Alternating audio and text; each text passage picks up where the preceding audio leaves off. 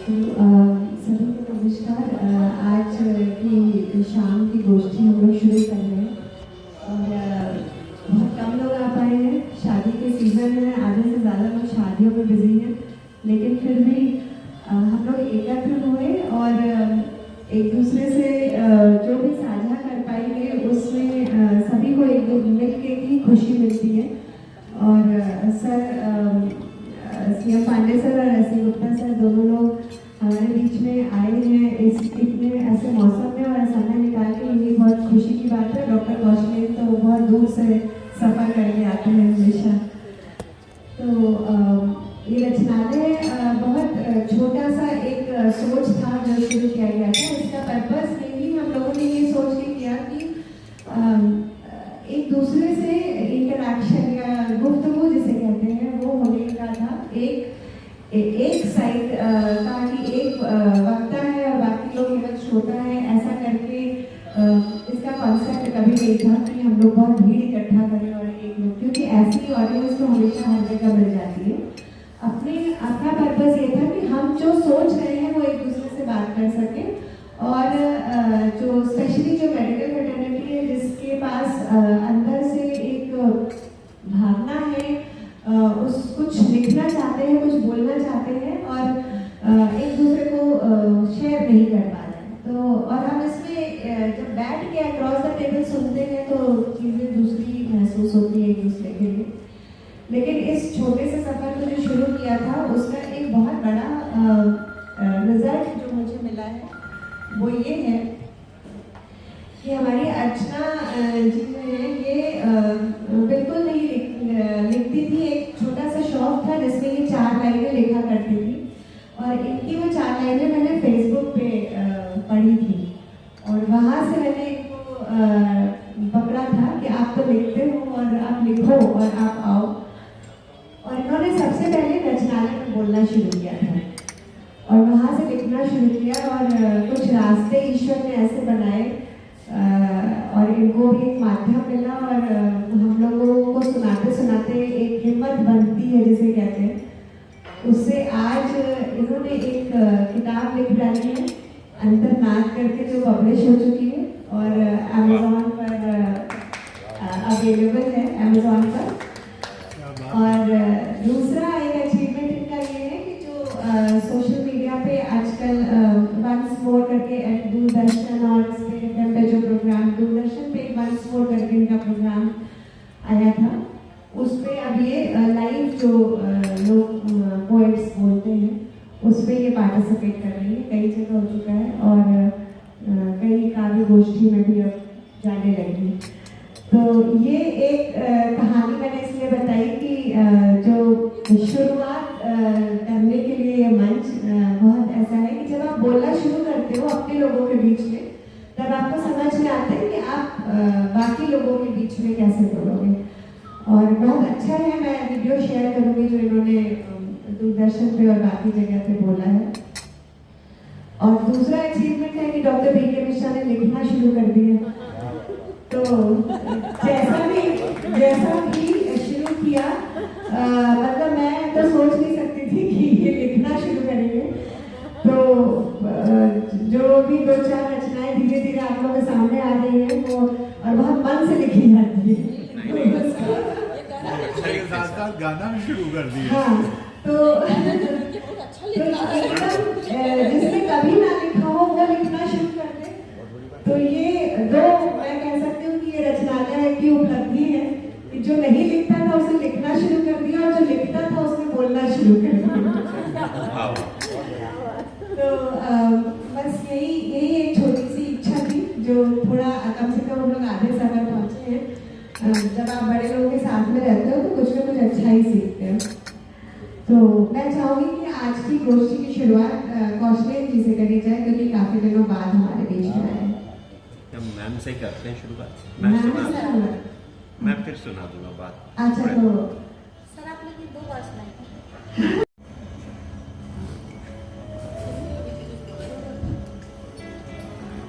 तो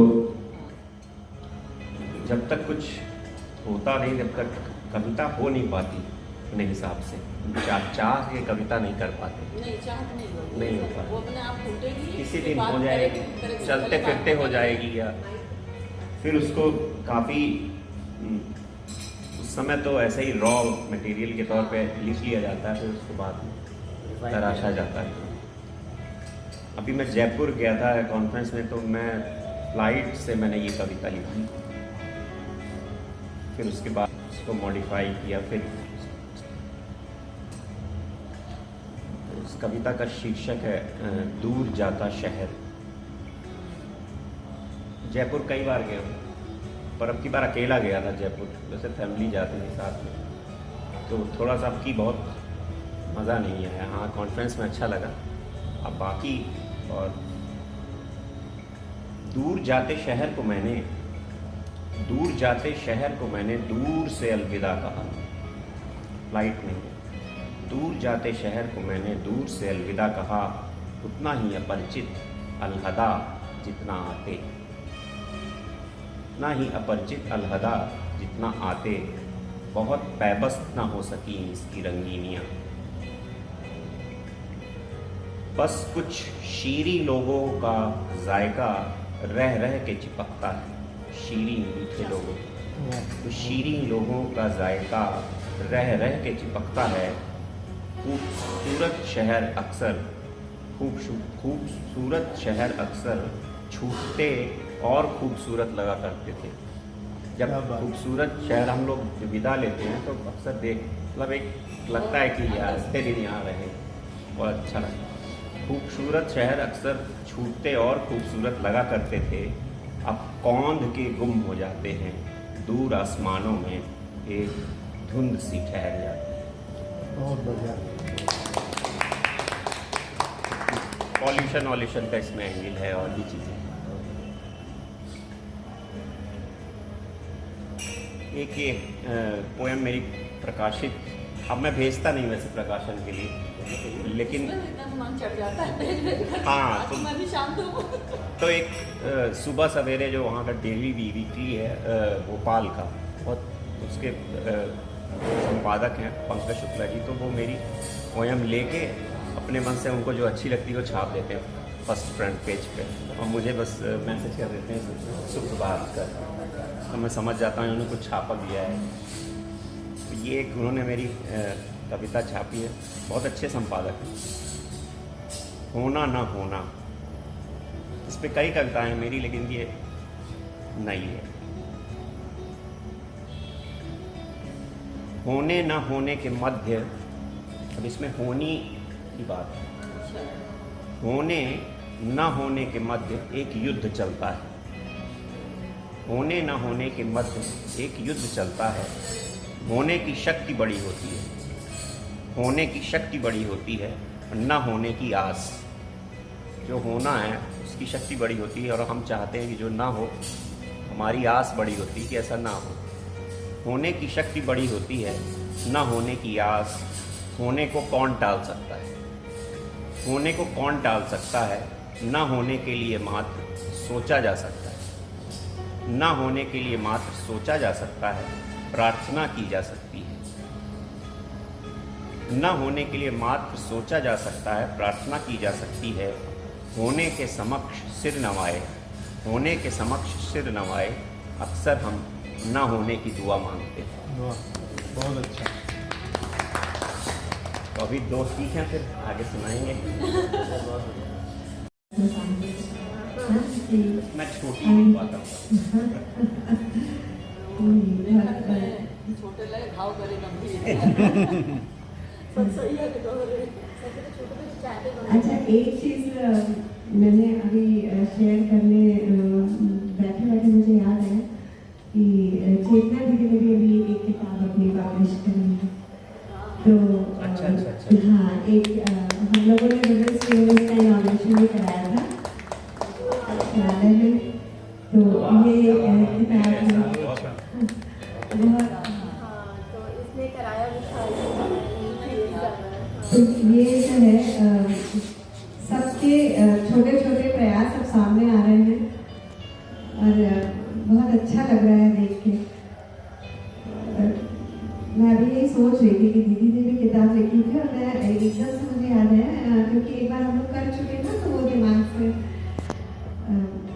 बहुत दिनों बाद आई भी है आज हम लोग के बीच में। अब मैं अच्छा से कहूँगी कुछ करें। हाँ, अब आप सुना सकते हैं। मैं दूँगी, मैं आते वक्त अभी ऐसे करूँ।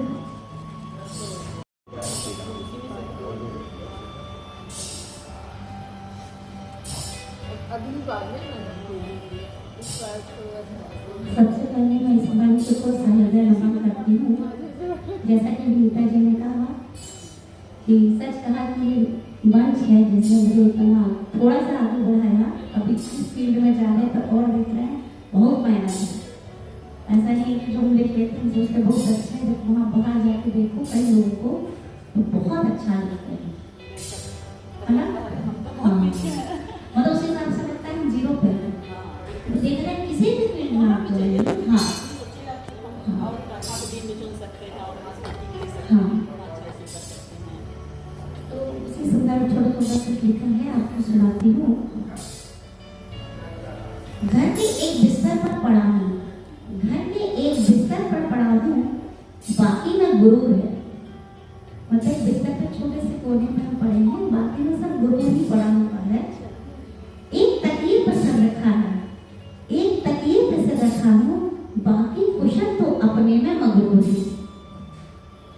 पेट की आग दो रोटी है, पेट की आग दो रोटी है, बाकी भंडार तो बस सुरूर है। सबके जैसा ही मुझे जीवन ढालना पड़ रहा है, सबके जैसा ही मुझे जीवन ढालना पड़ रहा है। शायद यही मेरा कसूर है। बदलूंगा खुद को एक वक्त के बाद, बदलूंगा खुद को एक वक्त के बाद, इतना तो जरूर है। एक मैंने ऑनलाइन डाला था, इसको बड़ा अच्छा व्यू आया था। सुनिए का दो आई है, मतलब दो चीजें हैं। नैनों में नीर भरे हैं, अधर मौन खड़े हैं। नैनों में नीर भरे हैं, अधर मौन खड़े हैं। आंखों में धीर भरे हैं, माथे पर बल पड़े हैं। आंखों में धीर भरे हैं, माथे पर बल पड़े हैं। सब हैं ये लक्षण किस्मत के, सब हैं ये लक्षण किस्मत के, किस्मत से ही तो मरे पड़े हैं।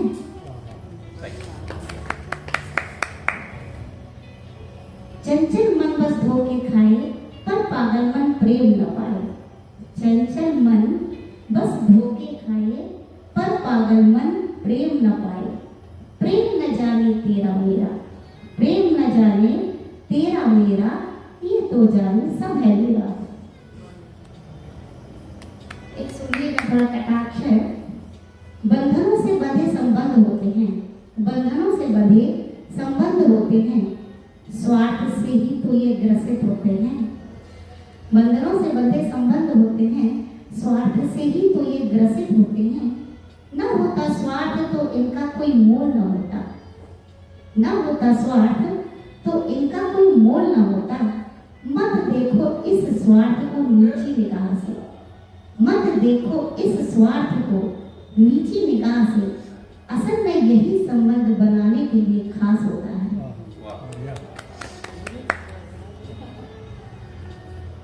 लिखा है कि मेरी मदर लोग खत्म हुई थी तो काफी कुछ चीजें सामने आती, आपने जो नहीं भी देखा है, और सब समझ आता है कि कहाँ रिश्तेदारी, क्या कौन है, कैसा है। तो उसी अवध में लिखा है, आधा नहीं लिखा है ताकि लोग समझे ना किसके लिए लिखा है। तो दो चीजें हैं, सुनिएगा। रिश्तेदारों की संख्या में हम शून्य हैं, रिश्तेदारों की संख्या में हम शून्य हैं, जिम्मेदारी लेने में भरपूर है। रिश्तेदारों की संख्या में हम शून्य हैं, जिम्मेदारी लेने में भरपूर है। परेशान है किस तरह रिश्ते हैं, परेशान है किस तरह रिश्ते हैं, किंतु महाभारत की कथा से हम संतुष्ट हैं। तो महाभारत में भी रिश्ते थे लेकिन किसी मतलब के नहीं थे। एक सुनिएगा, आपको मालूम करेगी, मेरी मदर इन लॉ का ही है, आधा लिखा है आधा नहीं पढ़ूंगी। आप सोच के देखिएगा, शायद आपका आसपास भी ऐसा बीता हो। स्त्री की मृत्यु शैया, स्त्री की मृत्यु शैया सजाई जा रही है। मतलब मेरी सास की स्त्री की मृत्यु शैया सजाई जा रही थी। उसके आसपास वो लोग मौजूद थे जिसके लिए न कभी उन्होंने किया और न करने का मौका मिलेगा। उनके आसपास वो लोग मौजूद थे जिसके लिए न कभी उन्होंने किया और न करने का मौका मिलेगा। सब कह रहे थे बहुत अच्छा दिन है, सब कह रहे थे बहुत अच्छा दिन है। वो प्रतिपक्ष में गई थी, वो पितृपक्ष में गई थी। वहां खड़ी मैं सोच रही थी, लेकिन उस अच्छे दिन के लिए कई साल उसने अपनी आत्मा को मारा। उस अच्छे दिन के लिए कई साल उसने अपनी आत्मा को मारा। कई दफा उसके अपनों ने ही उसकी आत्मा को जलाया। कई दफा उसके अपनों ने ही उसकी आत्मा को जलाया। तो क्या हुआ, आज उसका शरीर जल रहा है। तो क्या हुआ, आज उसका शरीर जल रहा है। उसके अपनों ने ही यहाँ तक यह कह दिया, बताइएगा, शायद बताइएगा, शायद वो मरने का इंतजार कर रहे थे। बताइएगा कुछ हो तो शायद वो उनके मरने का इंतजार कर रहे थे। Thank you so much. अच्छे मैं लिख नहीं पाती हूँ ना, मुझे अभी वो शब्द आते हैं जो आप लोग कर पाते हैं। लेकिन एक जो सेंसिटिविटी है आप लोगों की, जैसे मैंने डॉक्टर कौशिक का देखा कि सफर में जा रहे हैं तो 4 लाइनें आ गई दिमाग में। जैसे ही अर्चना जी का मैं देख रही थी कि अभी थोड़े ही दिन हुआ है कि मदर इन लॉ की डेथ को। हम लोग तो सब शायद कोई चीज़ें कर रहे होते हैं, पर उस टाइम पे जो एक कवि है उसका दिमाग और उसका थॉट प्रोसेस एक अलग दिशा में चल रहा होता है, और वो बहुत सारी चीज़ें ऑब्जर्व करके कैसे उसको अंकित किया। मतलब जो भी उन्होंने बताया वो महसूस तो शायद सभी लोग करते हैं कि कोई भी चीज़ें जो घर में होती हैं या हमारे आसपास हो रही हैं, सभी के साथ घट रहा होता है, लेकिन उसको शब्दों में अपनी भावना को बता पाना यही कवि का जो गुण है कहा जा सकता है, जो सब में नहीं होती। कि आप लोग ट्रैवल कर रहे हैं तो भी लाइनें चल रही हैं, अगल बगल कुछ भी हो रहा है, और तकिया और बिस्तर का तो बहुत ही मार्मिक वो है कि सच्चाई यही है कि चाहिए तो वही एक बिस्तर और 2 रोटी सभी को, लेकिन हम इकट्ठा करने के लिए जीवन है क्या क्या इकट्ठा करते रहते हैं खुद नहीं पता। और अभी हम लोग ऑफ द रिकॉर्ड ये बात ही कर रहे थे कि इन्होंने कहा कि जहाँ अर्थ नहीं है वहाँ सब व्यर्थ है। तो ये समझाना वाकई बहुत सारे लोगों को हम लोग नहीं समझा सकते हैं कि हर चीज़ का मोल पैसे से नहीं होता है। बहुत सारी जीवन का भाग, बहुत सारा हिस्सा ऐसा होता है जहाँ पे पैसा मायने नहीं रखता है। वो कुछ पल, कुछ घंटे, कुछ क्षण या कोई व्यक्ति आपको आपके जीवन में क्या दे के जा रहा है, वो हमेशा पैसा नहीं होता। तो वो ही सेम 2 लाइन है कि सही बात है सब कुछ, पर ज़रूरत हर किसी की इतनी है।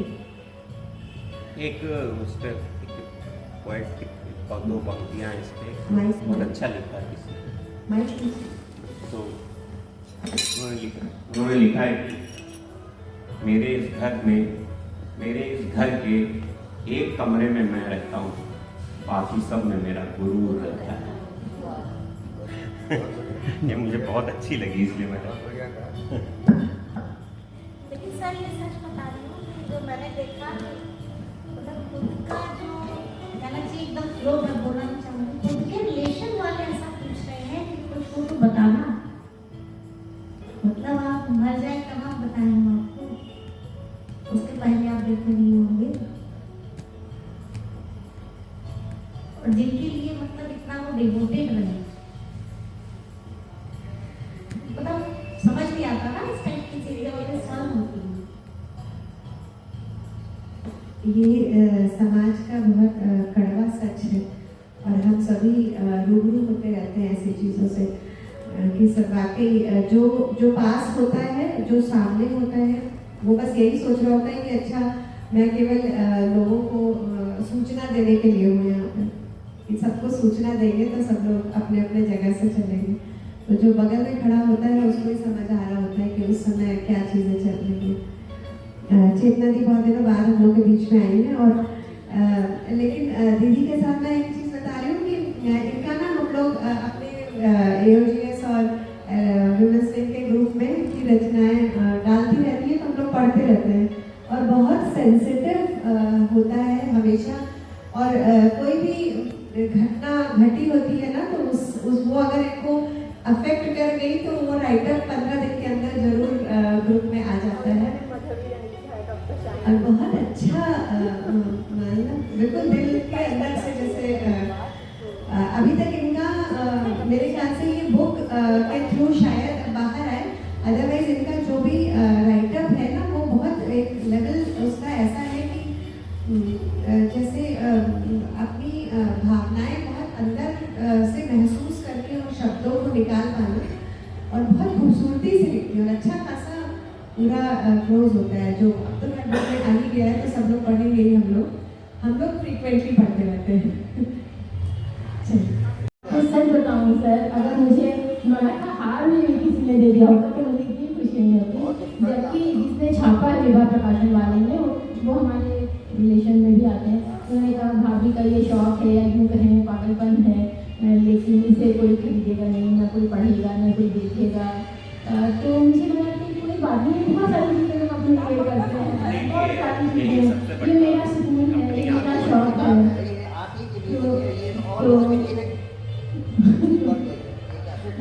तो और जब फिर मेरे मन में कहीं ना कहीं सर ये कैसी चीज़ होती है, कहते हैं कलाकार के दो जिंदगी होती है, एक तो जिंदगी जो भगवान में भी होती है, और दूसरा जब वो कलम उठा करके और कुछ अपनी भावनाओं को अपने शब्दों में पिरो कर एक किताब करो। किताब कहते हैं कि वो शरीर होता है, कविताएं आप उसकी आत्मा होती है, और वो किताब में जब शब्दों को पिरो दिया गया तो वो एक शरीर धारण कर लेता है। तो ये बहुत बड़ी चीज़ होती है। और मेरा मानना है सर कि भाई मैं तो अपना एक काल पूरा करके चली जाऊँगी इस दुनिया से, लेकिन मेरे बच्चे हैं कम से कम, मुझे बहुत सारे मॉरल वैल्यूज हैं। सर मैं जरूर दूँगी आप सब लोगों को, आज मैं बहुत जल्दी में थी तो मैं नहीं ला पाई, मुझे भी अच्छा लगेगा कि वो एक सही जगह सही लोगों के हाथों में जाएगी ये किताब, मुझे दिल से अच्छा लगेगा सर। तो ये नेक्स्ट टाइम मैं ले आऊँगी, लेकिन इसमें बहुत सारी छोटी छोटी चीज़ें हैं, लेकिन अगर आप गौर करोगे तो बहुत सारे मतलब मोरालिटी के साथ लिखा है। मुझे कुछ ज़्यादा लिखना नहीं आता सर, मेरे 10th के बाद कभी कविताएँ नहीं पढ़ी है, तो ये लड़की है कि मुझे ना जमीन से उठा करके आसमान पे बिठा दिया, इतनी सारी बातें करके। बस ये था कि कभी कुछ इच्छा हुई, और ये मैंने कोरोना काल से शुरू किया। बहुतों ने कहा मुझसे कि कब से लिख रहे हो, बचपन से लिख रहे हो। मैंने कहा नहीं, मुझे तो पता भी नहीं था। हकीकत में जब कोरोना काल में इतनी तकलीफें देखी सर, तो वो सुबह कभी तो आएगी, ये मेरी सबसे पहली कविता थी, मैंने अपने AOGS ग्रुप में डाला, लोगों ने बहुत सराहना की, तो उससे मेरी हिम्मत बढ़ती गई, बढ़ते आज इसमें 86 नरेशन है सर, तो धन्यवाद है। तो मुझे बहुत खुशी हुई सर, और मैं आप लोगों को जिसे दूँगी तो मुझे उससे ज़्यादा खुशी होगी कि वो सही हाथों में जाएगा। पाप होने के फेर में उलझी अजब है जग में प्रीत, अब राधा जी समझाएंगी क्या है प्रीत की रीत।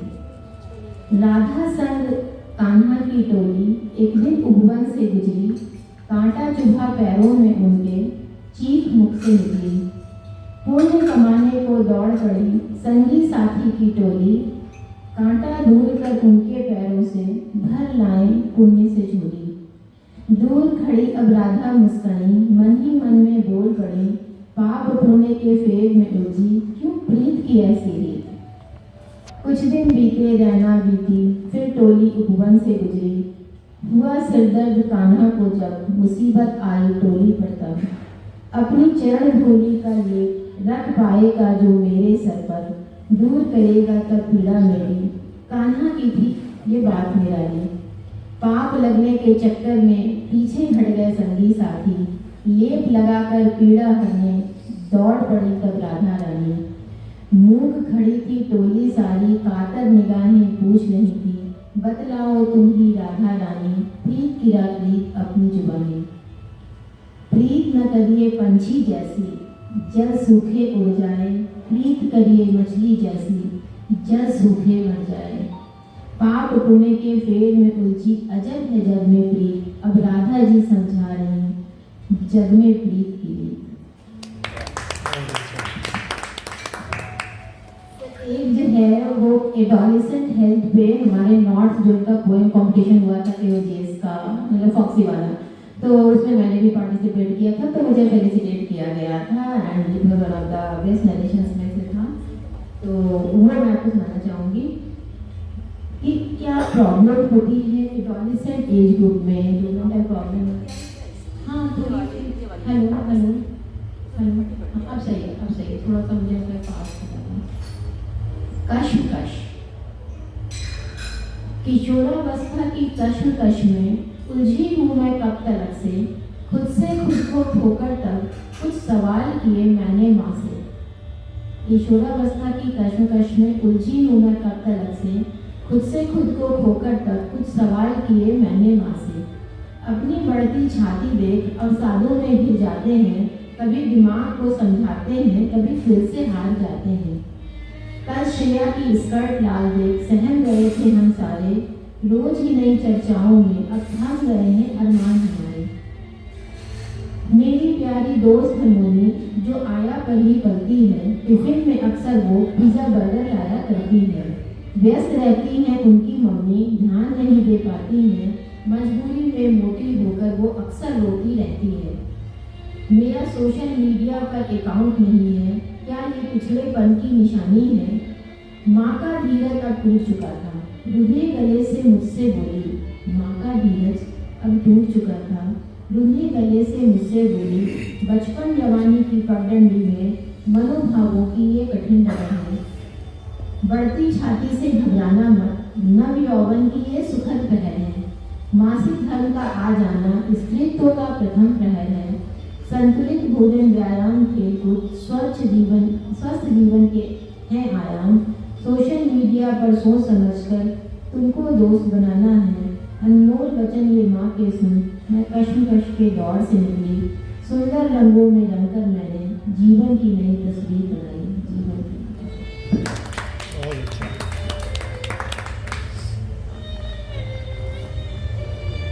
आज हम लोग किताबों के है ना, वो एक थोड़ा छोटा ठीक है, वो मुझे लग रहा है ना दूर का उसका हो रहा है।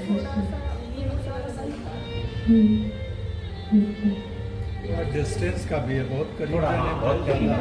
वही रीजनेबल डिस्टेंस रहेगा तो नहीं आएगा। तो किताब तो बहुत बड़ी है, उसमें हम लोगों ने खाली 2 साल को देखे हैं, तो बाकी लोग अभी और इसको हम लोग देखने पढ़ने का मौका मिलेगा। बहुत साधारण और रूटीन में ये वाला एडोलेसेंट टॉपिक जो था, AOGS ने PCOS और इससे रिलेटेड एक चैलेंज था, उस पर इन्होंने लिखा था दीदी ने, जो आपको सुनाया अभी। और हम लोग गायनेकोलॉजिस्ट जो है वो रोज़ OPD में यही सारी समस्याओं के साथ रूबरू होते हैं। उसको पंक्तिबद्ध करके कविता के रूप में करने का जो काम किया था वो बहुत ही खूबसूरत था। कौशिक, आप कुछ और नया अभी सुनाना चाहते हैं? आप पूछ लीजिए। नहीं, आपको ज़्यादा सुनना चाहते हैं हम लोग। नहीं, हम सुना देंगे सर, आप 3 राउंड सुनाएंगे। कुछ और है तो बताइए, नहीं तो हम गीता जी नहीं, सुना देंगे आप, वक्त बचेगा जरूर सुनाएंगे। अच्छा ठीक, नहीं वक्त बहुत है, वक्त की चिंता नहीं करिए, इत्मीनान से सब लोग बैठे हैं। अब गीता जी को मैं बोलूँगी कि कुछ निकालेंगे अपना कागज पत्तर निकालने से समाज को कुछ नहीं। एक वीर रस की रचना है। उन वीरों को नमन और भारतीय सेना को नमन और सदियों से उस छात्र पराक्रम को नमन करती हूँ जिनके कारण यह भूमि सुरक्षित है। राणा और चौहान को नमन करती हूँ जिनके कारण यह भूमि सुरक्षित है। उन सबको मैं नमन करते हुए आपके समक्ष यह कविता रखती हूँ। हम अपने विचारों से एक ऐसा ख्याल उत्पन्न करें कि लोग हमारा अनुगमन करें।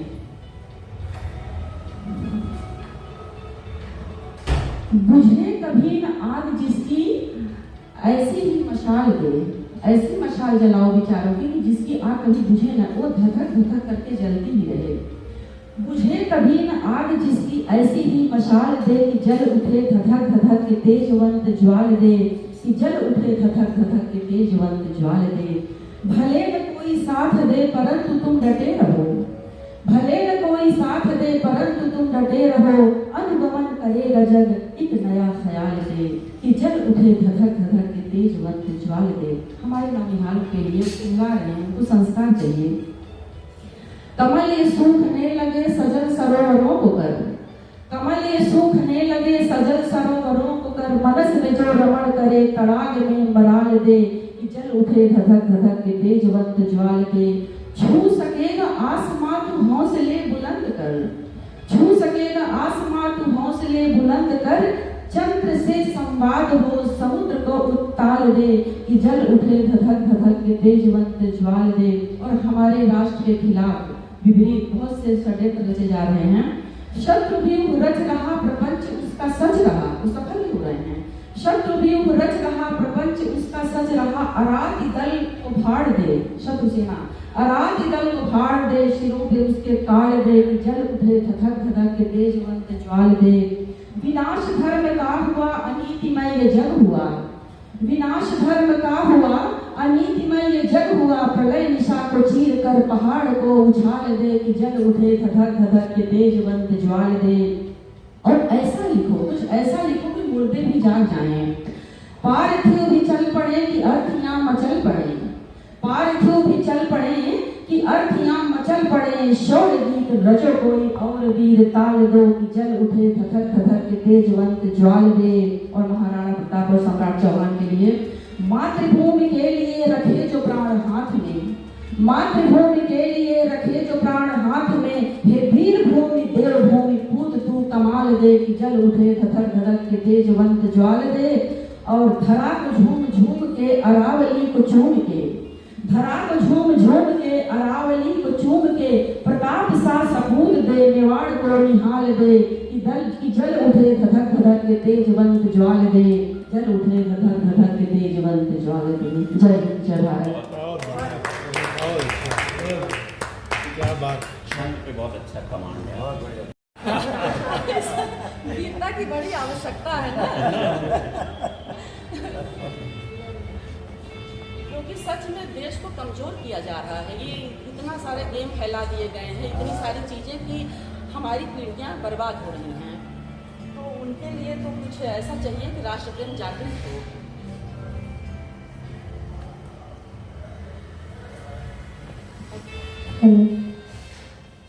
कविता लिखने के साथ उसका जो नरेशन था वो बिल्कुल सधा हुआ, जो मंच पे बोलने वाला इंसान होता है वही इतना अच्छा वो कर सकता है। वो आ चुका है दीदी के अंदर।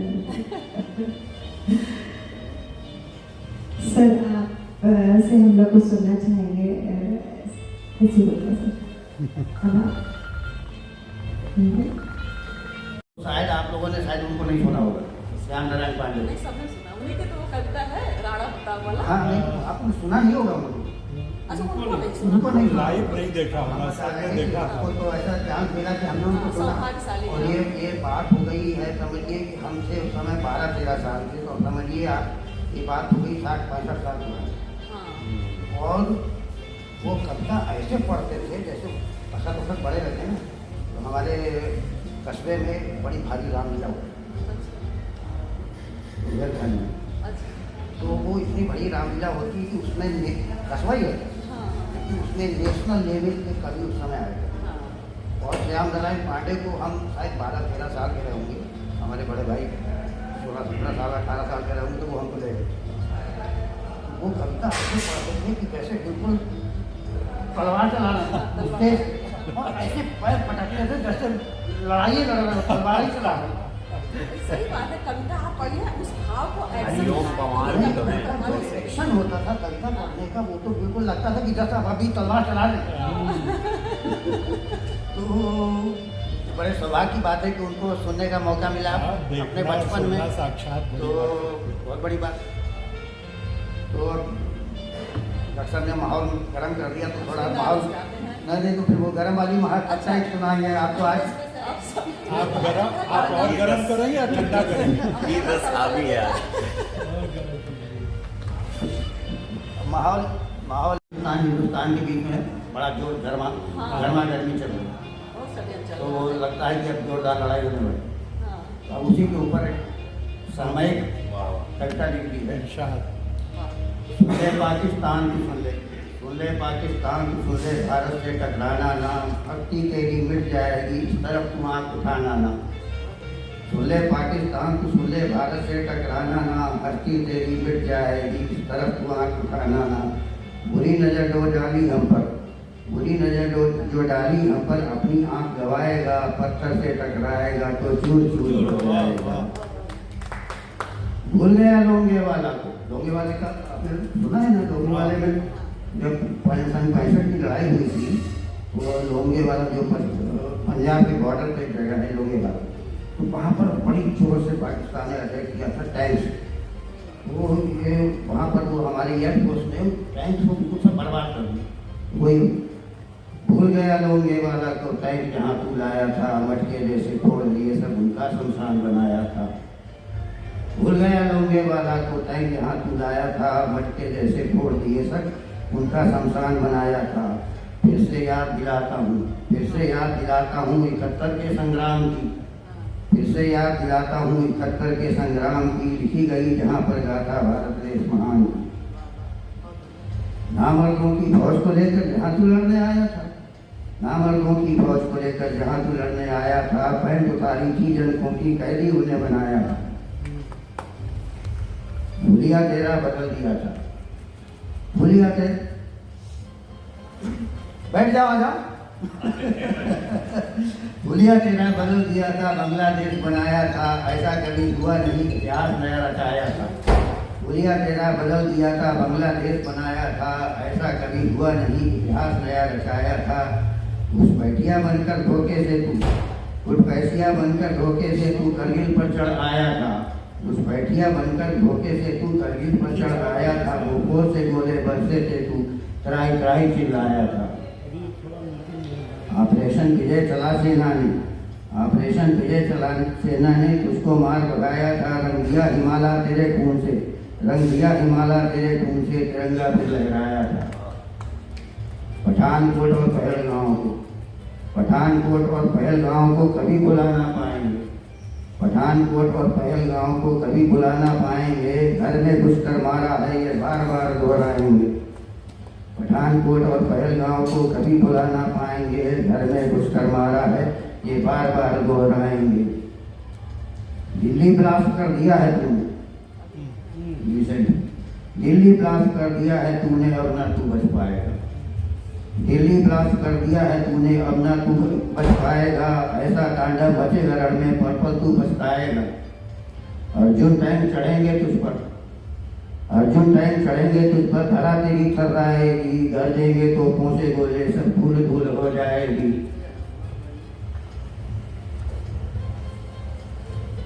तेजस और रफेल गगन में, तेजस और रफेल गगन में जब करतब दिखलाएंगे, उनकी दहाड़ से तेरी खातूनों के गर्भपात हो जाएंगे। एयरबेस फिर चलेंगे तेरे, एयरबेस फिर चलेंगे तेरे, सब राख राख हो जाएंगे। खून के आंसू तू रोएगा, हम गीत विजय के गाएंगे। एयरबेस फिर चलेंगे तेरे, सब राख राख हो जाएंगे। खून के आंसू तू रोएगा, हम गीत विजय के गाएंगे। अग्नि और ब्रह्मोस मिसाइल, अग्नि और ब्रह्मोस मिसाइल तेरी छाती को फोड़ेंगे, अग्नि और ब्रह्मोस मिसाइल तेरी छाती को फोड़ेंगे। तहस नहस सब हो जाएगा, कहीं का न तुझको छोड़ेंगे। विक्रांत कराची पर आएगा, विक्रांत कराची पर आएगा, लंका तेरी जल जाएगी। विक्रांत कराची पर आएगा, लंका तेरी जल जाएगी। कटोरा शरीफ और मुनीर की सब अकड़ धरी रह जाएगी। चीनी कबाड़ पर इतराता है तू, चीनी कबाड़ पर इतराता है तू, उनसे क्या लड़ पाएगा। सब जान गए भारत की ताकत, अब ड्रैगन नहीं बचाएगा।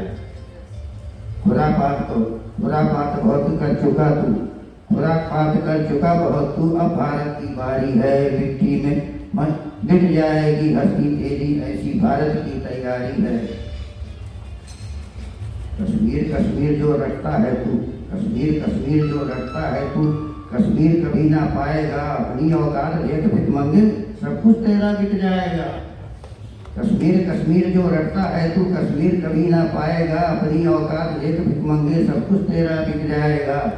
माथे पर भभूत रगड़ता, माथे पर भभूत रगड़ता, ये उस मोदी का भारत है।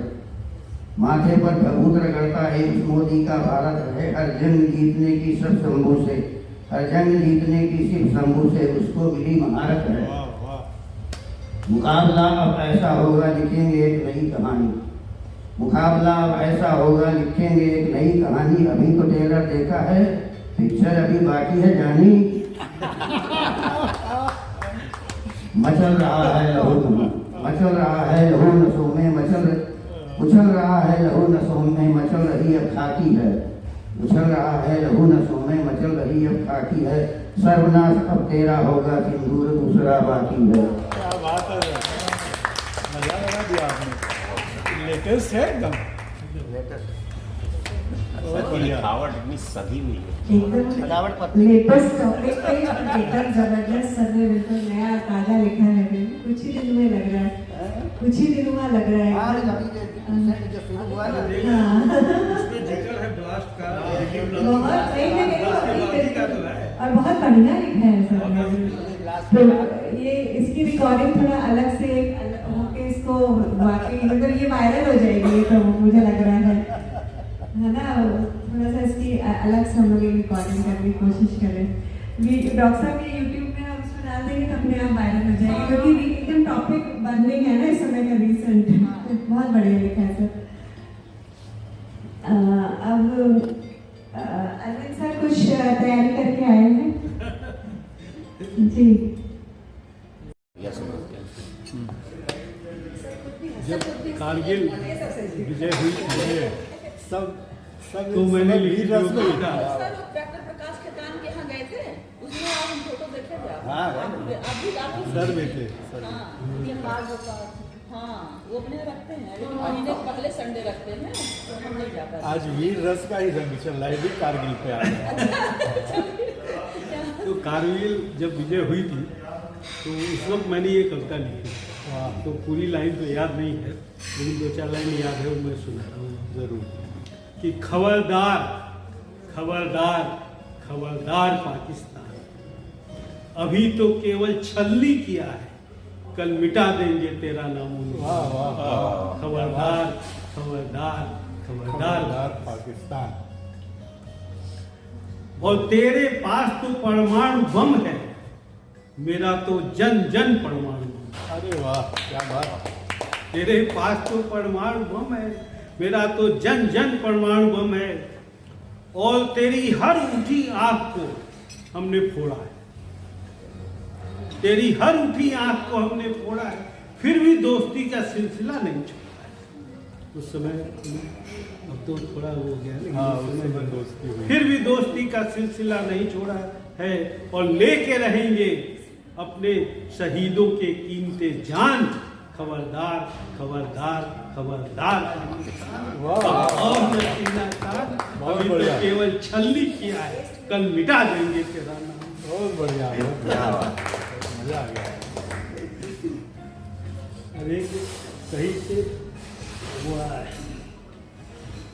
कुछ लाइनें कहीं मिल जाती है, उसी को उठा करके मैंने थोड़ा आगे बढ़ाया। कहीं से प्रेरणा मिलती है, ऐसा थोड़ी है कोई जो आपने बोला कुछ लिखने प्रेरणा मिली, किसी घर से प्रेरणा तो ऐसे गुरु कार्य रहकर कहीं मिलती है। तो ये मेरी बिल्कुल नई रचना है। हमारे समधी जी दिल्ली में है, उनके नी का ऑपरेशन हुआ है, तो बड़ा कष्ट में थे बेचारे। मैं गया था उनसे मिलने, तो वहीं कुछ पढ़ा मैंने, तो उन्हीं के लिए मैंने उनकी हौसला अफजाई में ये लिख दिया और उनकी डायरी में छोड़ दिया कि आप कभी वक्त में देखा कीजिएगा कि कैलेंडर में तारीख रोज कैलेंडर में तारीख रोज बदलता है, और एक तारीख को कैलेंडर भी यस और एक तारीख को कैलेंडर भी बदलता है, और हरियाली और पतझड़ के बीच खुशियां संभालते रहे। हरियाली और पतझड़ के बीच खुशियां संभालते रहे, न जाने कब समय का समंदर भी बदल जाता है, न जाने कब समय का समंदर भी बदल जाता है। और घिरे रहो तमाम झंझावातों से, तो क्या उनके लिए था ये कि घिरे रहो तमाम झंझावातों से, तो क्या एक ना एक दिन ये बवंडर भी बदल जाता है। एक न एक दिन ये बवंडर भी बदल जाता है। और नीचे ही नहीं, सामने देखकर भी चला कीजिए। नीचे ही नहीं, ये है कि निराश में ही मत रहिए। नीचे ही नहीं, सामने भी देखकर चला कीजिए। प्रयासों से मुकद्दर भी बदल जाता है। प्रयासों से मुकद्दर भी बदल जाता है। और देखिए, आया था कोई लूटने हमें कभी, आया था कोई लूटने हमें कभी, चट्टानों का रूप देखकर सिकंदर भी बदल जाता है। चट्टानों का रूप देखकर सिकंदर भी बदल जाता है। बहुत बढ़िया। एक रचना और देता हूँ आप लोगों को।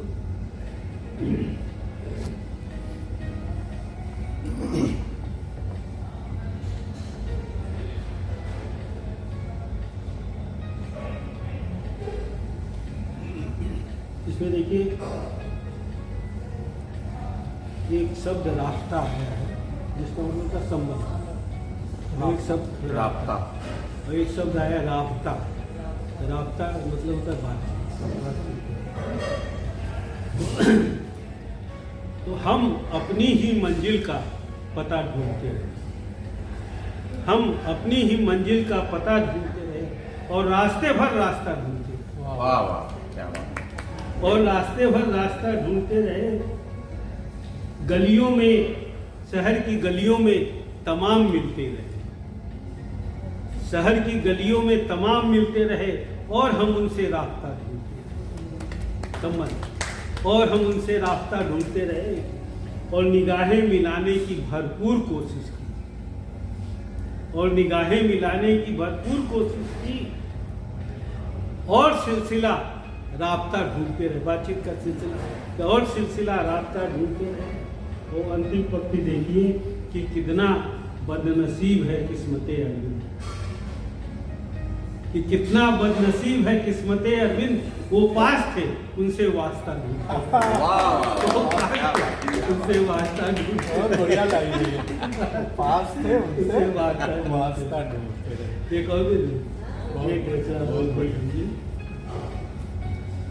कि ना आसमां पर मिली ये अभी अंतर्राष्ट्रीय पुरुष दिवस था, तो पुरुषों को मैंने इंगित किया है, वहाँ पढ़ा था, आप लोग देखा हो शायद, उसमें उदाहरण था कि ना आसमां पर मिली ना मिली जमी पर, ना आसमां पर मिली ना मिली जमी पर, खुद खोई हुई है जिंदगी जिंदगी पर। खुद खोई हुई है जिंदगी जिंदगी पर और मुकम्मल आसमां छूने की चाहत में,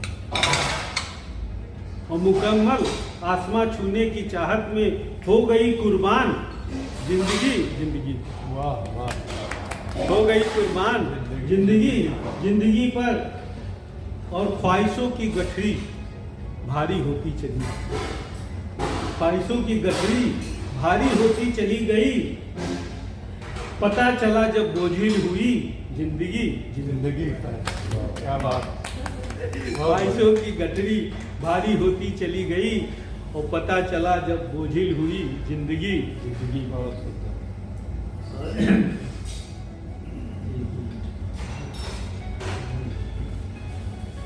स्क्रीन टाइम बढ़ा दीजिए जल्दी जल्दी। अच्छे, आओ महफिल में बैठकर गुफ्तगू करें, है ना। ये हमारी महफिल आज सजी हुई है, ये अक्सर सजनी चाहिए। जल्दी जल्दी डॉक्टर साहब आओ महफिल, आओ महफिल में बैठकर गुफ्तगू करें कि खिलखिलाए जिंदगी जिंदगी पर। वाह वाह वाह। आओ बैठकर गुफ्तगू करें कि खिलखिलाए जिंदगी जिंदगी पर। बहुत अच्छा। और अंतिम लाइन देखिए कि फिक्रमंद है अरविंद कि छूट रहे हैं साथ, फिक्रमंद है अरविंद कि छूट रहे हैं साथ, कहीं रह न जाए तन्हा जिंदगी जिंदगी पर, कहीं रह न जाए तन्हा जिंदगी जिंदगी पर।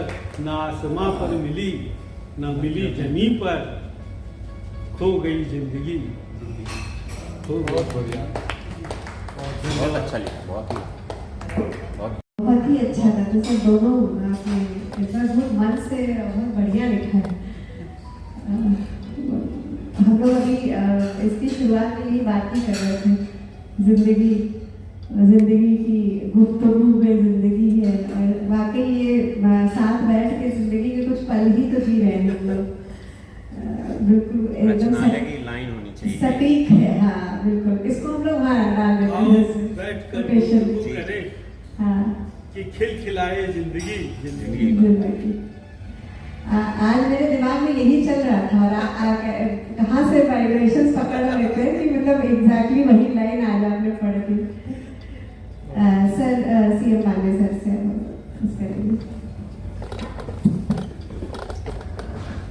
जिंदगी को सिलसिले को और आगे बढ़ाते हैं।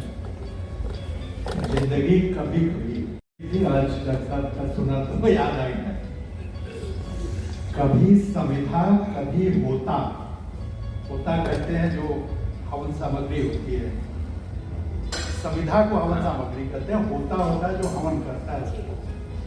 कभी समिधा कभी होता, कभी वक्ता कभी श्रोता, कभी दाता कभी क्रेता, कभी कलयुग कभी त्रेता, कभी गंगा कभी चंबल, कभी डमरू कभी डंबल, कभी कोविड कभी फंगल, कभी बेबस कभी संबल। ये जब कोविड शुरू हुआ था तब का लिखा हुआ था। कभी पहिया कभी हैंडल, कभी पहिया कभी हैंडल, कभी माचिस कभी कैंडल, कभी पहिया कभी हैंडल, कभी माचिस कभी कैंडल, कभी डैंडल कभी सैंडल, कभी बम्बैया स्कैंडल, कभी अगड़ा कभी पिछड़ा मजहब का, कभी एंगल, कभी पंगा, कभी दंगा, कभी सर्कल, कभी ट्रायंगल। वाह, ये जिंदगी का एक छोटा सा डेफिनेशन जिंदगी की बात सुनते हैं। अपनी सबका समुच्चय जिंदगी है, जितना आपने सारे समुच्चयन किए हैं, ये सबका समुच्चय जिंदगी है। अब थोड़ा वीर रस का माहौल बनाया है तो है हमारे पास, तो इस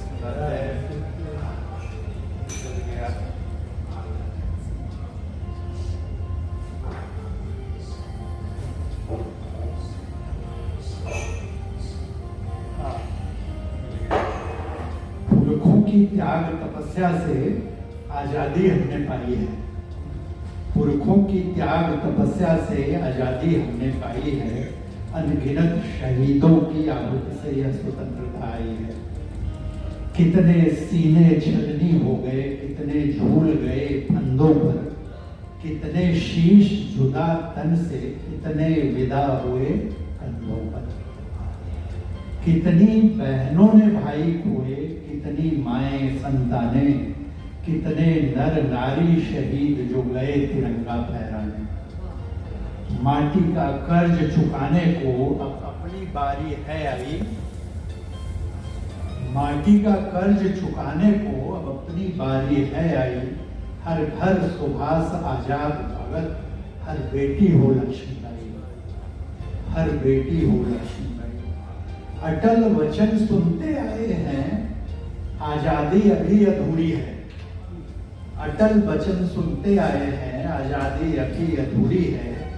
पीओके अक्साई चिन्हित वादी अभी अधूरी है। धड़ से जुदा हुए सिर को फिर जोड़ना बहुत जरूरी है। ऐसी भी क्या मजबूरी, अब देरी गैर जरूरी है। देश के दुश्मन गद्दारों को घर में घुसकर मारा है। शान तिरंगे की हमको जान से ज्यादा प्यारा है। गुजरे 75 सालों में क्या क्या नहीं किए हमने। जल थल नभ में गाड़ तिरंगा, चंद्रलोक भी गए टहलने।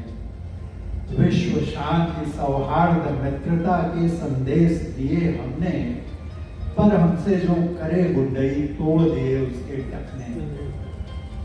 अब अपना कर्तव्य यही है, याद रखें बलिदानों को, राष्ट्र धर्म सच्ची श्रद्धांजलि आजादी के बलवानों को।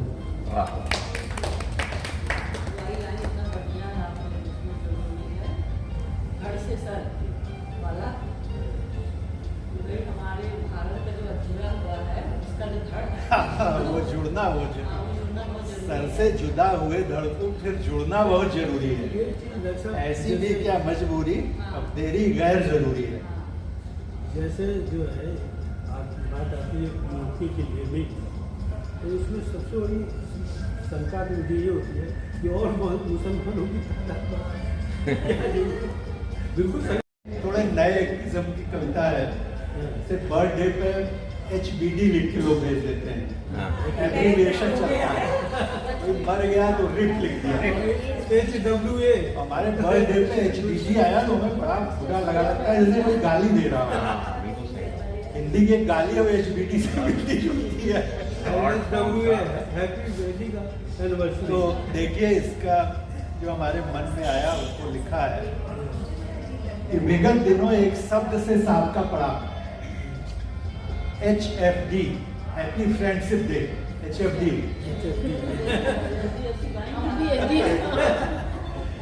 एक और शब्द से लड़ना पड़ा, HBD, हैप्पी बर्थडे। आखिरी वक्त के लिए एक शब्द है गढ़ा, रिप, यानी रेस्ट इन पीस। ऐसे एब्रिविएशन को पढ़कर कसमसाते दिल में उठती है टीस। गधे के सिर पर सींग जैसे फपते ये शब्द मुझे तो चीनी माल जैसे लगते हैं, जो आजकल प्रचलन में है, खूब बिकते हैं। ये सूक्ष्म है, सस्ते हैं, सुविधा से सरकते हैं, लेकिन ये कितना टिक पाएंगे इसकी प्रतिबद्धता नहीं है। दूर तक साथ साथ चलने की लयबद्धता नहीं है। भावों की भव्यता, अपनत्व की उपलब्धता नहीं है।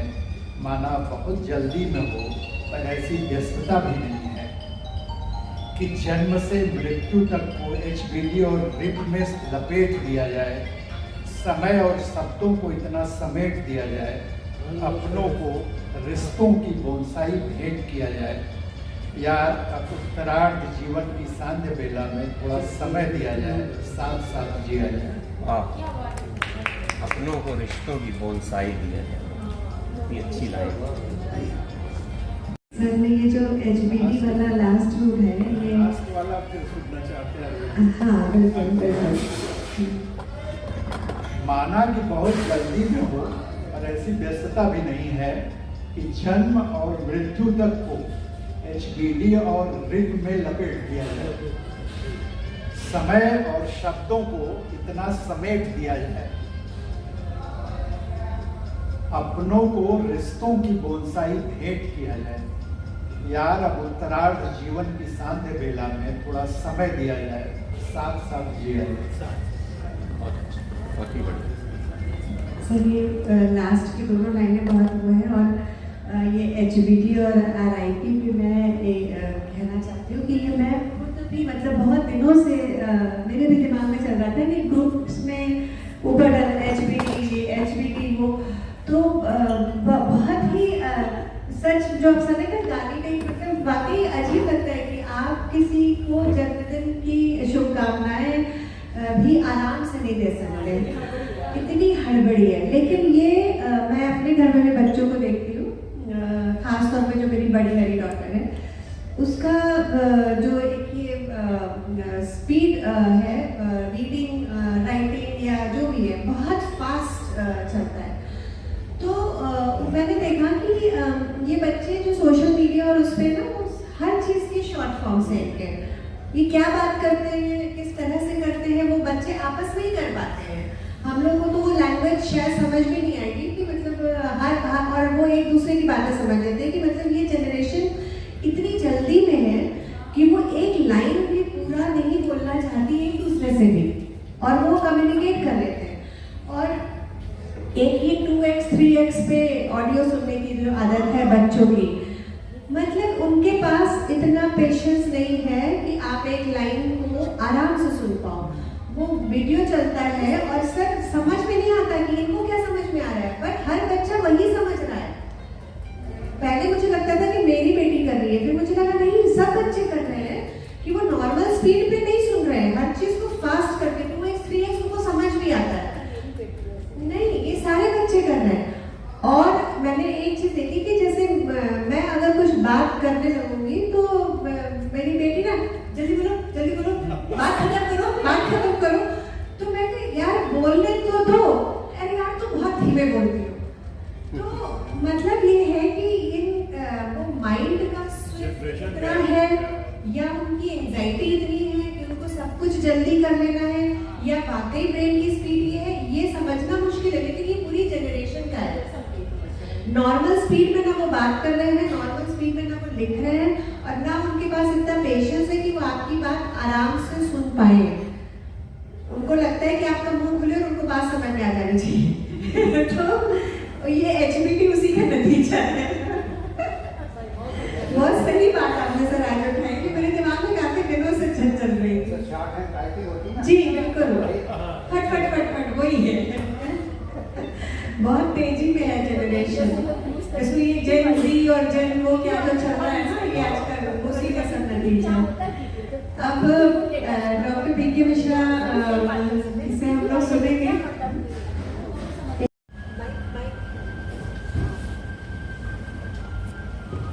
दिव्य दृष्टि।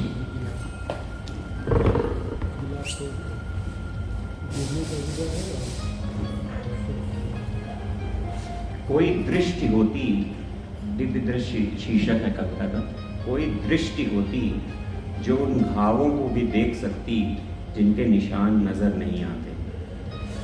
कोई दृष्टि होती जो उन घावों को भी देख सकती जिनके निशान नजर नहीं आते। वेदनाओं के निबिड़ मन में, वेदनाओं के निबिड़ वन में, निबिड़ मतलब घने, वेदनाओं के निबिड़ वन में कितनी पीड़ाएं मूक ही रह जाती हैं और कितने आघातों का कोई कारण नहीं मिलता। वो दिखाई देते हैं बाड़ों की शरसैया के समान, अंततः वो दिखाई देते हैं बाड़ों की शरसैया के समान, अंततः हर मनुष्य के पास नहीं होता इच्छा मृत्यु का वरदान।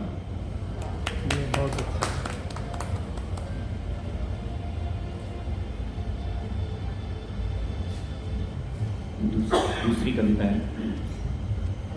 रह के जाने वाला एक सुराख छोड़ जाता है, रह के जाने वाला एक सुराख छोड़ जाता है। बरसों हम उसमें झांकते रहते हैं, कुछ आवाजें बीते हुए की कोई झलक छिटक कर चली आती।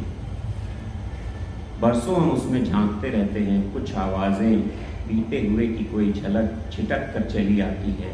ये जानते हुए कि उस पार कुछ नहीं दिखता, ये जानते हुए कि उस पार कुछ नहीं दिखता, स्मृतियों का एक पेड़ हमारी ओर झांकता है। वाह, बहुत बढ़िया। मैं लाइन से सुनाता जा रहा हूँ। बची हुई नींद। कई बार ऐसा होता है कि जाड़े की रातों में अक्सर टप टप टप नलों की सुनाई देती है। बची हुई नींद। सर्द रात के गहरे सन्नाटे में नल से बूंद बूंद टपकता पानी।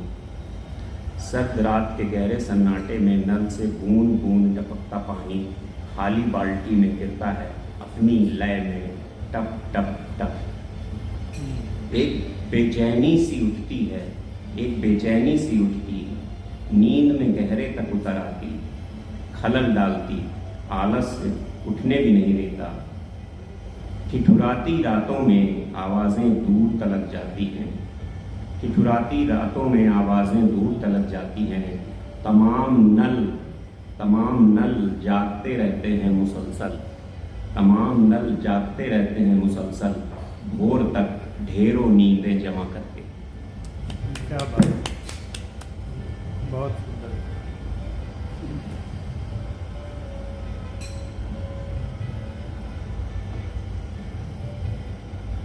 कौशलेंद्र का अंदाजे बयां हो रहा है।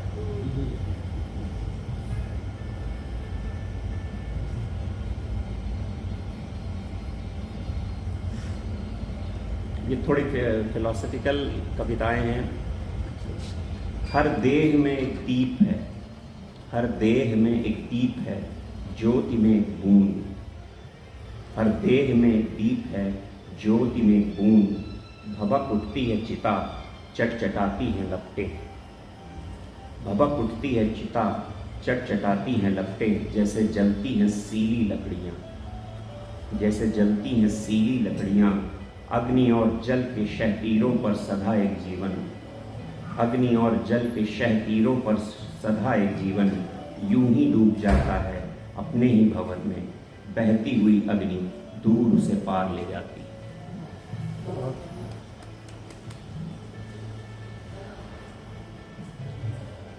एक कविता है शोक। अभी जब शोक में हम होते हैं तो मन अपना डाइवर्ट करने की कोशिश करते हैं, लेकिन फिर भी बीच बीच में याद आ जाता है वो, तो मन फिर वैसा ही हो जाता है। तो शोक। कभी बहुत मनोरंजक देखते हुए सहसा एक भय घेर लेता है। कभी बहुत मनोरंजक देखते हुए सहसा एक भय घेर लेता है।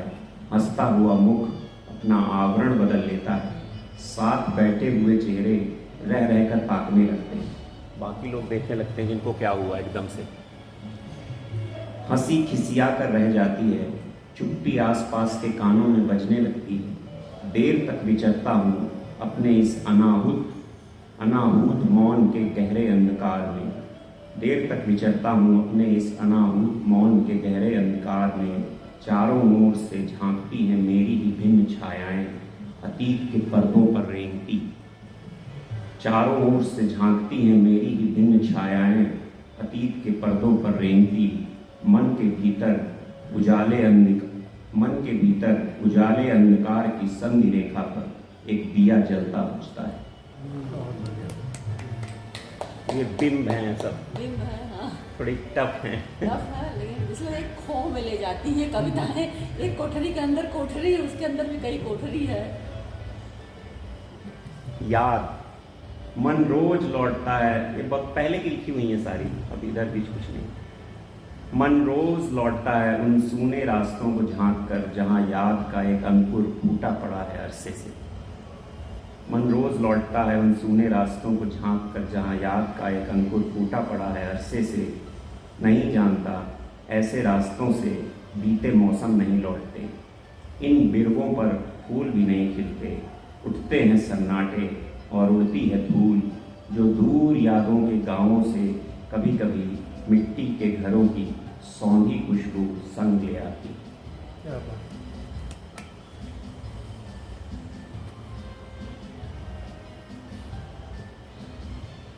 ये थोड़ी सी हल्की फुल्की कविता है। रंगों से बाज ना आएंगे हम, होली में लिखी थी शायद। रंगों से बाज ना आएंगे हम, चुरा लेंगे हंसी से थोड़ा लाल और उदासी से पीला। हवा से बेरंग, पानी से नीला, झरते रहेंगे बरसों बरस तमाम शक्लों से। हर मौसम में परत दर परत गुजरती उम्र की सुबह शामों की तरह रंगों से बाज ना आएंगे। क्या बात, बहुत बढ़िया।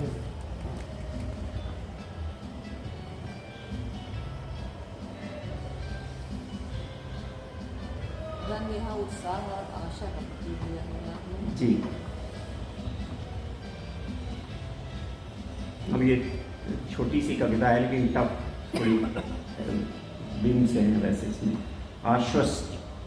आश्वस्ति, जैसे आप कहीं अकेले हैं या आप रात पे किसी रोड पे जा रहे हैं और दूर कुछ आवाज़ आती है या कुछ आती, तो आपको एक आश्वस्ति मिलती है कि हाँ कोई है, तो मतलब ठीक है। तो उसी को डिफाइन करने की कोशिश की गई है। आश्वस्ति। सोने घर की देहरी पर जल रहा एक दिया, सोने घर की देहरी पर जल रहा एक दिया। चू रही ध्वनि मौन के अंधकार में। ये अलग अलग दो लाइनों के फ्रेजेस थे। सोने घर की देहरी पर जल रहा दिया, चू रही ध्वनि मौन के अंधकार में। धूरन सी उड़ते ऊसर में एक फूल कीकर का, ऊसर में एक फूल कीकर का, बबूल फूल कीकर का। टूटते मन के मध्य आश्वस्ति, प्रेम। बहुत अच्छा, क्या बात करिए। बस लास्ट सुना देता हूँ ये। नदी, पर्वों की छटा में, ये हाँ, नदी की यात्रा। जब भी कोई जाता है नदी के उस पार, मैं देर तक निहारता हूँ उसे। जब भी कोई जाता है नदी के उस पार, मैं देर तक निहारता हूँ उसे। किस तरह धाराओं के विपरीत बहते नाव खींचते एक विराग उठता है देखते। इस तरह धाराओं के विपरीत बहते नाव खींचते एक विराग उठता है देखते। नावें आती जाती हैं, रोज कितने चढ़ते उतरते हैं इस घाट से उस घाट। लकड़ी के इस खांचे में जो जैसा जाता है फिर वैसा नहीं लौटता। नदी की यात्रा दो किनारों की यात्रा नहीं है। सभी बहुत लाजवाब रहे। सब एक से बढ़कर एक, सब लोग मुझे तब गहरे उतरे ऊपर वाले से ना देता उसके बाद त्रिभुवन को सुनना है। सर सुनने हैं? अरे आपके पास हमेशा रेडी रहता है सर। दीदी आप कुछ और सुनाना चाहते?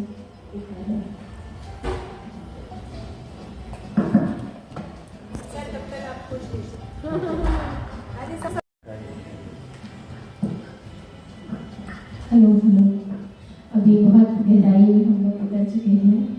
तो मेरी ये एक कविता है जो मैंने भी बहुत दिल की गहराइयों से लिखा है।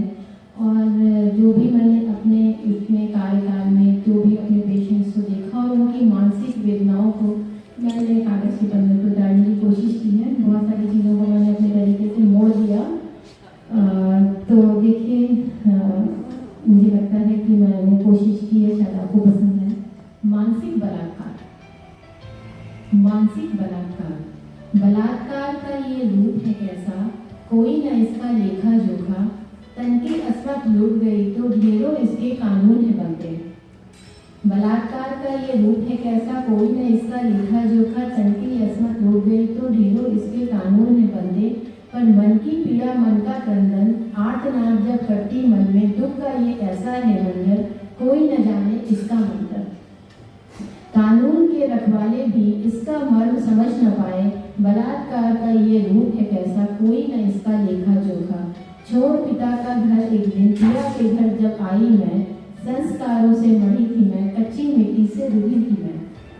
छोटा सा एक संसार है मेरा, सबको खुश रखकर ही खुश रहना शौक है मेरा। सासू माँ को मैंने अब अपनी माँ का पर्याय माना, पर भारी भूल है ये तो मेरी, छोटी सी एक गलती पर भी कानों का उभार है देती। अंतर मन से आवाज उठी, माँ बाप ने दहेज में केवल संस्कार ही बांधे थे। मेरा प्यार और भोलापन चंद सिक्कों में तौले जाते हैं। इतनी पीड़ा, इतना क्रंदन किसको जाकर बतलाती। बलात्कार का ये रूप है कैसा, कोई न इसका लेखा जोखा। जीवन को जैसे तैसे भी जब पटरी पर लाने की सोची, जीवन साथी का साथ हो प्यारा, बस इतनी सी अभिलाषा थी। जीवन साथी का साथ हो प्यारा, बस इतनी सी अभिलाषा थी। पर मूर्छित हो मैं गिरी धरा पर, एक दिन जब वो घर पर आए, नशे में धुत मुझ पर चिल्लाए, बात बात पर घूंसे बरसाए। ये घाव नहीं एक नासूर है मेरा, ये घाव नहीं एक नासूर है मेरा। जीवन में सब कुछ पाकर भी लुट जाने का एहसास है मेरा। काश किंतु परंतु ही केवल जीवन के अध्याय है लिखते। आर्तनाद का ये मंजर ऐसा, चेतन मन पर ये बोझ है कैसा। मानसिक बलात्कार का ये रूप है कैसा। एक शैल चतुर्वेदी की कविता है बलात्कार। तो उसके और तो मुझे याद नहीं है कि एक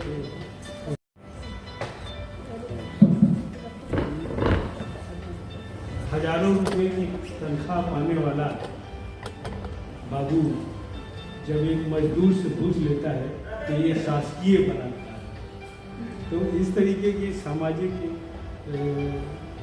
समस्याओं पर उन्होंने बलात्कार कविता लिखी, बड़ी अच्छी कविता। मुझे इतना ही याद आया।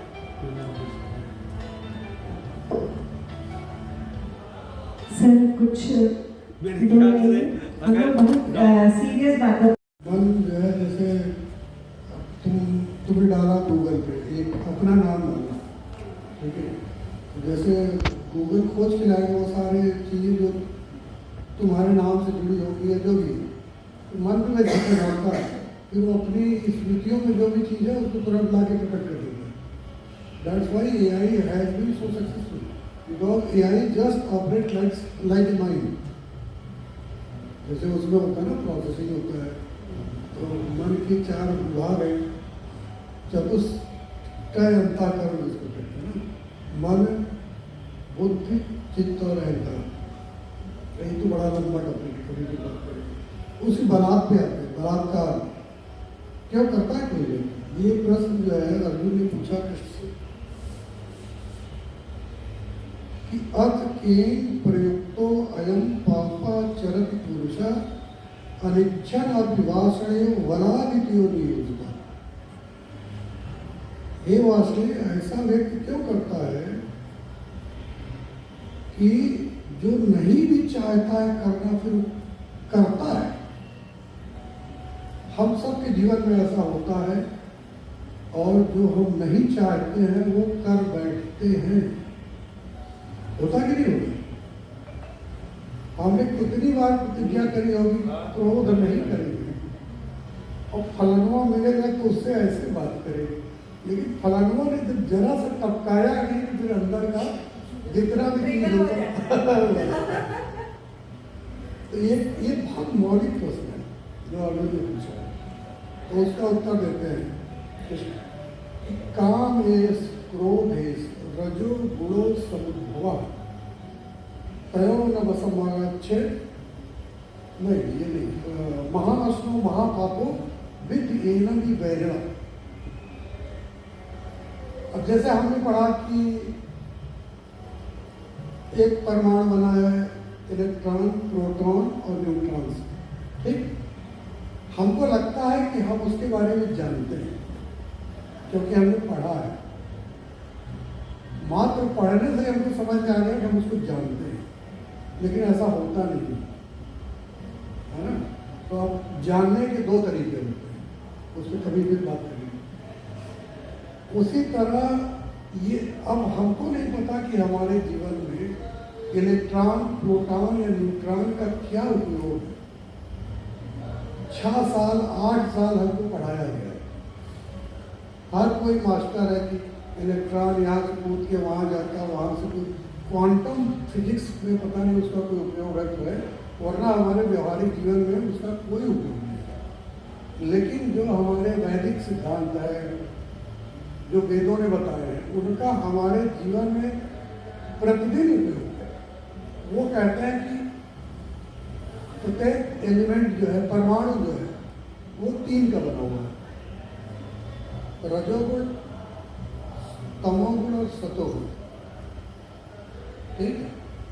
अगर हमको इसका बेसिक नॉलेज है कि हम किस एलिमेंट के बने हुए हैं, तो शायद हम, अब वो तो नियम है, नियम तो बदलेगा नहीं, हम नियम के अनुकूल अपने आप को, जैसे गुरुत्वाकर्षण का नियम है तो है, अब वो तो नियम तो नहीं बदलने वाला है, लेकिन अगर हम उसको चाहें तो हम जानते हैं कि वहाँ से कूदेंगे तो गिरेंगे, तो हम अपना अनुकूलन कर लेते हैं। या मान लीजिए आप रेड लाइट क्रॉस करते तो आपको पता है कि वो रेड लाइट जंप करने पे आपके ऊपर पेनल्टी होगी, आप नहीं करते, नियम के अनुसार अनुकूलन करते हैं। तो जो बेसिक एलिमेंट हमारे पास है, रजोगुण, सतोगुण और तमोगुण, ये 3 बेसिक एलिमेंट हैं। अभी क्या है, ये बहुत लंबा सब्जेक्ट हो जाएगा। तो कहते हैं कि रजोगुण से हमारा काम और क्रोध उत्पन्न होता है, और ये आपका शत्रु है, और तो ठीक बात है। तो लेकिन ये बात क्या होती है कि जो रजोगुण से उत्पन्न होता है, जो हम करते हैं बारंबार, उसको अंग्रेजी में, हिंदी में कहते हैं प्रवृत्ति। वृत्ति बना है वृत्त, गोल, 1 बार किया, 2 बार किया, 3 बार किया, 10 बार किया। अब वो वृत्ति हमारे ऊपर, वो प्रवृत्ति बन गई। बार बार होती हैं। अब हम ना चाहेंगे भी तो वैसा करेंगे। दुर्योधन भगवान कृष्ण का संधि था, तो अंतिम बार वो समझाते हुए उसको कहते हैं कि यार तुमको पता है कि तुम गलत कर रहे हो, जानते हो, और फिर भी तुम मानने को तैयार नहीं, ये तो अधर्म है ना। तो दुर्योधन कहता है जानामि धर्म न च मे प्रवृत्ति, जानामि अधर्म न च मे निवृत्ति, और केनापि देवेन हृदय यथा नियुक्तो अस्मि तथा करोमि। मुझे लगता है कि मेरे हृदय में कोई देवता बैठा है, कोई ऐसा एनर्जी बैठा हुआ है जो जैसा करवाता है वो वैसा ही मैं करता हूँ। और मैं जानता हूँ कि धर्म क्या है, लेकिन मेरी प्रवृत्ति उधर नहीं है, मैं नहीं जा सकता, मैंने कभी प्रैक्टिस ही नहीं किया। और मैं जानता हूँ कि अधर्म क्या है, नच में निवृत्ति, मैं उससे निपट ही नहीं सकता, मुक्ति नहीं हो सकता, क्योंकि मैं कभी उस तरफ गया ही नहीं। माइंड का ये नेचर है, वो जहाँ जाता है बार बार, जहाँ फैमिलियर होता है, जहाँ जाता है उससे फैमिलियर होता है, और जिससे फैमिलियर होता है उसी से मिलता है। आप अपने 25, 30, 50 वर्ष के अनुभव में देखिएगा, आप महीने में 10 बार 20 बार रोज उन्हीं लोगों से मिलना पसंद करते हैं जिनसे आप फैमिलियर हैं। फैमिलियर मतलब है जिससे आपको लगता है कि ठीक है बैलेंस बना लेंगे, और जिससे बैलेंस नहीं बना पाते हैं भाग जाते हैं, छोड़ो यार बात। तो बलात् कोई करवाता नहीं है, वो कह रहा है कि कोई एनर्जी है, या लोग कहते कि अरे भूत चढ़ जा रहा हमारे ऊपर, शैतान चढ़ गया था जिसने गलत करवा लिया, ऐसा होता नहीं है। हर चीज़ जब हम करते हैं तो प्रत्येक चीज़ की शुरुआत में एक सीमा होती है, उस सीमा तक हम उसको रोक सकते हैं। हम मान लीजिए हमारे मन में एक विचार है, और हम चाहे तो बोले चाहे तो ना बोले, लेकिन फिर वो निकल गया तो निकल गया, तब तो नियंत्रण के बाहर नहीं। उसी तरह हमारी प्रत्येक वृत्ति जो हम बार बार करते हैं वो प्रवृत्ति में कन्वर्ट होती है, और उसकी भी एक सीमा होती है, वो चाहे काम हो, चाहे क्रोध हो, चाहे जो हो, उसकी भी एक सीमा होती है। तो एक सीमा के बाद वो कंट्रोल के हमारे बाहर, फिर जो हमारा अंदर का स्वरूप है वो बाहर है। बहुत से लोग इसमें एक प्रॉब्लम आती है, जो इस तरह के लोग होते हैं वो समाज में थोड़ा अलोकप्रिय होते हैं, लेकिन उनके अंदर वो तनाव नहीं होता, अंदर वो असमंजस नहीं होता जो उन लोगों के अंदर होता है जो बहुत सॉफ्ट स्पोकन है। अब आपको किसी बात पे क्रोध आया, ठीक, किसी ने कहा अच्छा नहीं लगा, क्रोध आया। अब मुश्किल है कि क्रोध में व्यक्त करूं तो संबंध खराब होते हैं या काम बिगड़ता है। तो एक तो एनर्जी निकली क्रोध की, वो एनर्जी है ना, हमारे अंदर जो भी एनर्जी है वो किसी न किसी रूप में बहती है। एक तो एनर्जी निकली क्रोध की, एक अलग तरह का केमिकल निकला ना, फ्लाइट और फाइट जिसको हम कहते हैं हाइपोथैलेमिक पिट्यूटरी एड्रिनल एक्सिस। अब एक ही एनर्जी हो रही थी, अब दूसरी एनर्जी क्या है, अब उसको कंट्रोल करना है। एक दूसरी एनर्जी मतलब वो डबल स्ट्रगल कर रहा है कि अब मेरी बात बाहर भी ना जाए और मैं अच्छा बना रहा हूँ, लेकिन उसको अपने अंदर स्ट्रगल करना पड़ता है। अब हम समाज में देखते हैं बहुत से अच्छे सॉफ्ट स्पोकन लोग, हमेशा हंसते रहने वाले लोग, न बीड़ी पीते हैं, न शराब पीते हैं, न गुटखा खाते हैं, न कुछ करते हैं, ऐसा स्मोक करते हैं, और उनको हार्ट अटैक हो जाता है। कहा है भाई, मेरे हिसाब से ये जो स्ट्रगल चल रहा है अंदर वही उसका कारण है। और मैं तो उसको कोरिलेट करता हूँ कि even cancer, it can lead to cancer, BP ज़्यादा अच्छा होता है ना। साइकोलॉजिकल स्ट्रेस का बहुत महत्वपूर्ण रोल है कैंसर में। मैं बहुत से लोगों को जानता हूँ जिनको कैंसर में, वो कभी आउट स्पोकन नहीं है, वो सारा अपना क्रोध पी जाते हैं। क्रोध पीना इतना आसान है, क्रोध शंकर से पी सकते हैं, इसीलिए शंकर को नीलकंठ कहा गया। विष समुद्र मंथन जैसी कोई घटना हो नहीं सकती संसार में। हेलो, सुन रहे हो? शांत हो गए। समुद्र मंथन जैसी घटना हो नहीं सकती संसार में। पुराणों में कहा गया है, हिंदू बिलीव करते हैं, लेकिन पुराण जो है वो महाभारत और रामायण ही, पुराण सदैव घटते रहने वाली चीज। समुद्र मंथन संभव नहीं किसी भी तरह। सोचिए कि एक पहाड़ को पकड़ करके एक जो है सांप से लपेट करके एक तरफ असुर एक तरफ सुर घसीट रहे हैं, मंथन हो, लेकिन ये हमारे अंदर होता रहता है, सदैव चलता रहता है। और उसमें सबसे पहले क्या निकलता है? सबसे पहले निकलता है विष। बेसिकली ये जो है, ये जो समुद्र मंथन की प्रक्रिया है, ये अध्यात्म की प्रक्रिया में एंट्री है। जब भी हमको क्यों मनोरंजन चाहिए? अभी कल ही बात हो रही थी, कस्तूरी वो कह रही थी कि पापा हम तो बहुत ये रखते हैं अपने आप को, ज़्यादा खाली हुए तो कभी ये सुन रहे, क्योंकि हम बैठते ही घबराने लगते हैं। हम अगर आँख बंद करके बैठे तो घबराने लगते हैं। हमारा एक बेहोशी का डॉक्टर है, उससे बात हो रही थी, कह रहा था कि ऐसे बात हो रही थी यार, रिटायरमेंट के बाद लोग क्या करते हैं? अरे बोला सर 70 साल के लोग जाके पेरी पेरी की सर्जरी कर रहे हैं। अभी क्या हुए? करें क्या? क्योंकि जब खाली बैठते हैं तो हमारे अंदर का जो यार लंबा हो रहा है, लोग मोबाइल में व्यस्त होते हैं, जब होगा तो बता दो। जब भी हम खाली बैठे, अगर आंख बंद करके बैठे, 2 मिनट का मौन होता है किसी की मृत्यु होने पर स्वभाव में, और 2 मिनट कितना भारी पड़ता है, हम सब ने अनुभव किया है। 3 बार आंख खोल के देखते, कटा कि नहीं कटा? क्योंकि जैसे ही आप आंख बंद करके बैठेंगे, सबसे जो टॉक्सिक थॉट्स है वो सबसे ऊपर है। और जो टॉक्सिक थॉट्स हैं, जिसको विष कहा गया, समुद्र मंथन में तो सबसे पहले विष निकला, वो जो टॉक्सिक थॉट है उसको पीने की क्षमता सिर्फ शंकर जैसे महापुरुष को हो सकता है। और उन्होंने पिया, इसको कंठ में अटका है, वो हृदयंगम नहीं हुआ, उदरस्त नहीं हुआ।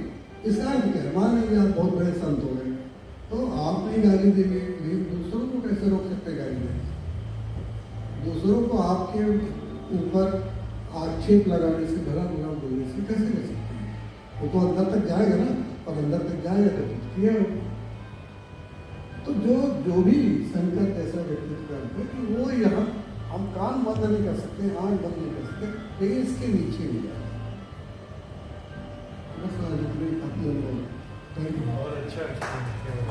टॉपिक बहुत बड़ा है सर। ये जो आपने बोला है, ये एक जगह पर बहुत डिस्कस हुआ है इस पे कि सारी autoimmune diseases, cancer, heart attacks और जितने भी स्ट्रोक्स हो रहे हैं, जो भी चीज़ें हैं जो अनएक्सप्लेन होती है, जिसपे हमारा मेडिकल साइंस के जो लिस्टेड फैक्टर्स हैं वो उसमें नहीं आते हैं, और वो इंसान उन बीमारियों से ग्रसित होता है।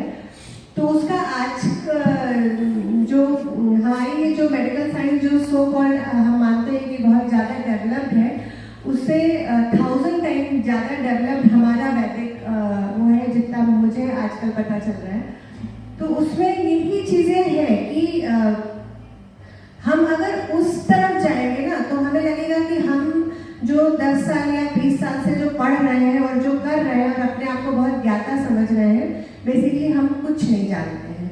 क्योंकि शरीर अपने आप में एक बहुत बड़ा विज्ञान है, और उस विज्ञान को वो खुद ही संभालता है, खुद ही रचित करता है। जो आपने कहा कि या तो हम वो स्ट्रेस या वो वाली चीज़ों को हम वाकई न्यूट्रलाइज करना सीखें, जो कि बहुत बड़ी प्रैक्टिस से है, जो कि सालों की प्रैक्टिस के बाद लोग सीखते हैं और तब कर पाते हैं।